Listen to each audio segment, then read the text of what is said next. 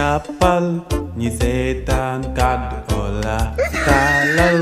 ñi seetaan kàddu jàppal YouTube nga koy fekk TikTok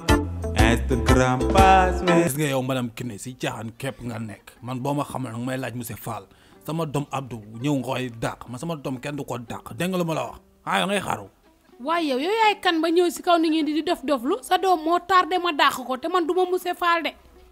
kon yow na ngay tàkk. dama ni la xale bu ñëwul heure dàq laa koy def ndax 8 heures la ñuy dugg. jaajëf waay yow fit kese nga ni nga tuutee ni nekkati fit kese nga ah. dama ne muy Jean di Paul ñëpp laa si yemale laa la wax. waaw léegi xoolal bàyyil ma sedd bàyyi ma jënd glace quoi ñu maslaa rek xam nga sama doom Abdou mooy loolu quoi mais yow na ngay tàkk yow nag sax nag maa neex xam nga dama bëgg koy tàkk ko am xadar quoi monsieur Fall mënoon ñëw nii su ma xullee ba di yuux ko mu jël Abdou dugal si biir mais yow. tàkk maa la dàq tàkk fop man nga ndéeg tuuti laa si yemale faalewu ma la. waa léegi garaawul maxinel mais yow fa nga dëkk sax yow dégg naa mooy loolu quoi madame bu bees nga si école bi nii xamee ma la fi de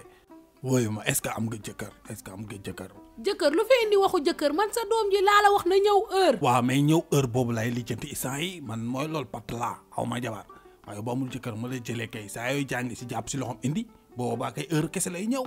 loolu lay lijjanti nii ngay kii nii te ma bëgg ku mel ne yow kuy tàkk ku xam ne su ma tàkkee mu tàkk. aw ma de waaye est-ce que yow ñeme nga dugg si man ndax ñi dugg si man ñëpp yàggunu fa man damay tàkk ba naaw. hop la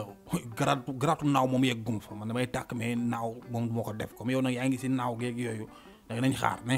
léegi man Abdou tax muy tardé mooy man damay entraînement fa yër gi. ngay entraîné ji boo entraîné ba pare nga indi ko ndax 8 heures fii la ko war a fekk. man du ma monsieur Fall mi fi nekkoon di leen nabbee sa doom ji bu tardé waatee bu ñëwee dàq laa koy def te dootul ñëwati si école bi. déggal daal bu baax lu ma la wax yaag sa ngandaay boo leen ngandee tuuti rek foog ni yéen a moom nit ñi. d'accord naa madame moomuñu nit ñi de man moom ma nit ñi quoi mooy loolu quoi xam nga dama doon nappee rek mais yow moom mooy loolu yow dal gaare nga waaw dal gaare waaw dama doon lambaatu baa ngi doon am daj waaw léegi Abdou dina ñëw heure waaw